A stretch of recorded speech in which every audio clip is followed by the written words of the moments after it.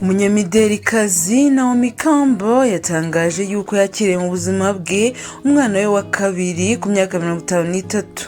Nongeye ikaze mwese bahisemo gukurikira Kibeninka TV, muhawe ikaze bamikazi. Nitwa Diane, nashinze Kibeninka TV kugira ngo umunyarwandakazi aho ariho hose agire amakuru ahagije ku bijyanye n'imibanire, ubukungu ndetse no kwitaho. Niba utarakana kuri subscribe, reka mushishikarize gukora aka kanya kugira ngo utacikwa na kimwe mu byiza duhora tubashyikiriza. Mu nyemerere nyuma y'akananga gatoya tugaruke twinjira mu nkuru yacu mu buryo bwimbitse. Nimucikwe.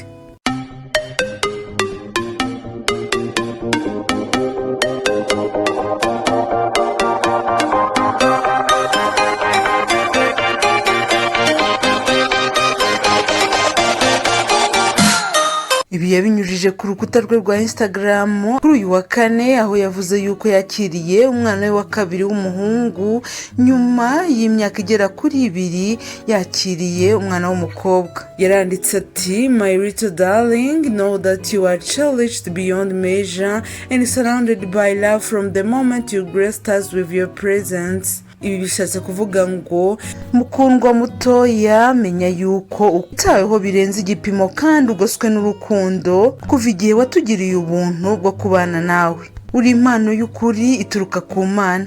Aya magambo yaherekesheje ifoto ari kumwe n'umwana we w'umukobwa bafashe ibiganza by'umwana mushya bari bakiriye mu muryango wabo. Yarongeye ati, "Uhawe ikaze mwana mutoya w'umuhungu." Ahita yongeraho hashtag igira ati mom of two, bisobanuye ngo umubyeyi w'abana babiri. Ntabwo yigeze atangaza amazina y'uyu muhungu. Abafana be ndetse n'inshuti ze bagiye muri komenti bamwandikira ubutumwa bwo kwishimira yuko yakiriye uyu mwana mushya mu muryango we. Uwitwa Ashley Graham akaba ari umunyamidelikazi mugenzi we yaranditse ati, "Congratulations mama, uhawe ikaze mwana w'umuhungu." Uwitwa Zoe Saldana nawe yaranditse ati, "Oh my goodness, welcome. Birandenze, tuguhaye ikaze. Blessings upon blessings. Imigisha yisukiranye kuri mwebwe." Uwundi mufana we yaranditse ati, "Congratulations. Ni byiza rwose kandi ni ibintu umuntu yanyuramo binejeje cyane." Undi nawe yaranditse ati, "Congratulations, like you say, it's never too late to become a mother." Nta gihe umuntu ataba umubyeyi. Muri 2021 nibwo uyu munyamideli w'umwongerezakazi yari yibarutse imfura ye ku myaka 50 nyuma y'igihe yumvikana mu itangazamakuru avuga yuko igihe azashakira azibaruka yifashishije ikoranabuhanga. Icyo gihe Naomi yagaragaje yuko yibarutse yifashishije urubuga rwa Instagram, aho yashyize ifoto afashe ikirenge cy'umwana we. Yanditse agira ati, "Umugisha muto mwiza wahisemo komba mama wawe. Nishimiye cyane kugira uru rugingo rworoheje mu buzima bwanjye. Nta magambo yo gusobanura isano y'ubuzima bwanjye bwose unsangiye na marayika wanjye." Mu kiganiro yagiranye n'abanyamakuru nyuma yaho, yasangije umunyamakuru ibyishimo afite byo kuba ari umubyeyi, ndetse avuga yuko buri gihe yiyumvishaga yuko umunsi umwe azaba umubyeyi. Muri iyo interview kandi yavuze yuko umwana we atabaye adopte, atari umwana yakiriye mu muryango we amukuye mu wundi, ariko ntiyatangaza uburyo yamubonyemo, bituma abantu bibaza yuko yamwakiriye binyuze mu gutwitirwa byo bita surrogacy. Nk'uko ikinyamakuru Vogue kibitangaza, yavuze yuko amakuru arambuye ku buryo yakiriye umwana we bizatangazwa yabibikiye igitabo cye arimo kwandika. Ikindi kandi yavuze yuko izina ry'umwana we azakomeza kurigira ibanga. Icyo gihe Campbell kandi yavuze yuko yaganije inshuti ze zose zigeze mu myaka ikuze kuba bashaka uko babona abana. Yagize ati, "Ubu ndi kubabwira bose kugerageza kubikora, ntibazazuyaze."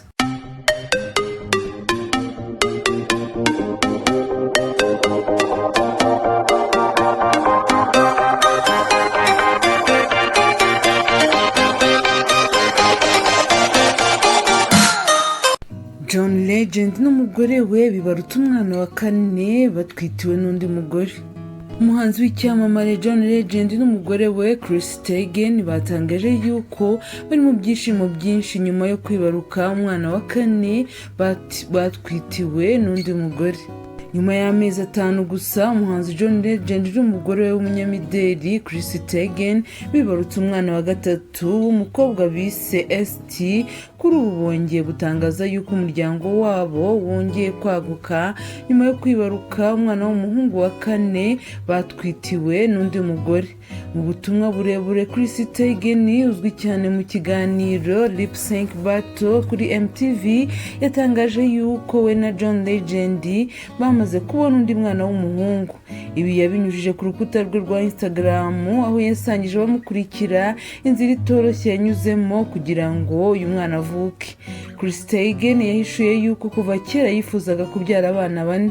Yasobanuye yuko ivuka ry'uyu mwana ritangaje kuko umugore wamutwitiye yasamye nyuma gato yuko nawe asamye umwana wa gatatu. Yagize ati "Nwe gukuramo inda y'umwana wanjye wa gatatu kwa muganga bambwiye yuko bitazoroha ko nongera gusama vuba kandi ngewe nashakaga guhita nongera gusama." Yakomeje agira ati "Nyuma igerageza ryinshi nakoze ngo nsame bikanga twahisemo gushaka umugore udutwitira. Mu kumushaka sinari nzi ko natwise nanjye nabimenye ko nasamye nawe yamaze guterwa intanga adutwitiye. Ni ukuvuga ko nari mfite inda y'amezi 4 naho we nibwo yari agisama." Teigen avuga yuko atorohewe n'ibijyanye no gusama. Yavuze yuko yakoze ibishoboka kugira ngo abe inshuti ya hafi n'umugore wamutwitiye witwa Alexander.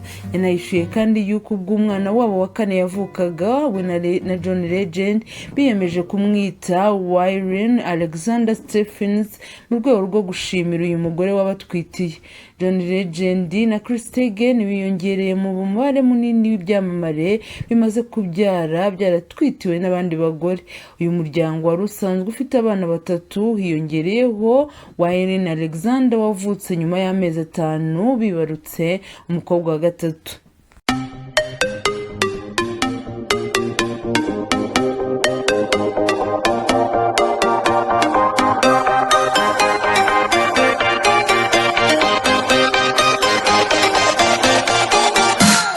Umuhanzi Mico The Best n'umugore we bibarutse ubuheta. Amashimwe ni yose mu muryango w'umuhanzi Mico The Best n'umugore we Ngwinundebe Clarisse bibarutse ubuheta.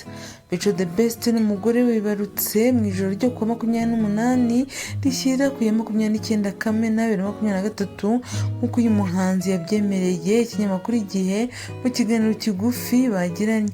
Yagize ati "Twibarutse umwana w'umuhungu ameze neza yewe na nyina ameze neza." Mico The Best na Ngwinurebe bibarutse imfura yabo muri Mutarama umwaka ushize wa 2022. Ibirori byo gushyingirwa kwa Mico The Best na Ngwinundebe Clarisse basezeranye tariki 26 Nzeri 2021 mu mujyi wa Kigali ahitwa Heaven Garden. Mico The Best ni umwe mu bamaze kubaka izina mu muziki w'u Rwanda yaba mu kwandika indirimbo ndetse no gukora ze bwite. Yamenyekanye mu zirimo Imashini n'Iyanjye, Amabiya, Umunamba, Twembi, Save the Date, Sinakwibagiwe yakoranye na Diamond n'izindi. Murakoze kuba mwabanye natwe kugeza ku musozo. Niba wakunze ibyo twakugejejeho twagushishikariza gukanda kuri like ndetse na subscribe ndetse no kutwandikira hano hasi hagenewe ubutumwa bugufi ukaduha igitekerezo ku makuru twakugejejeho. Naho ubutaha amahoro y'Imana akomeze kubana namwe. Bye.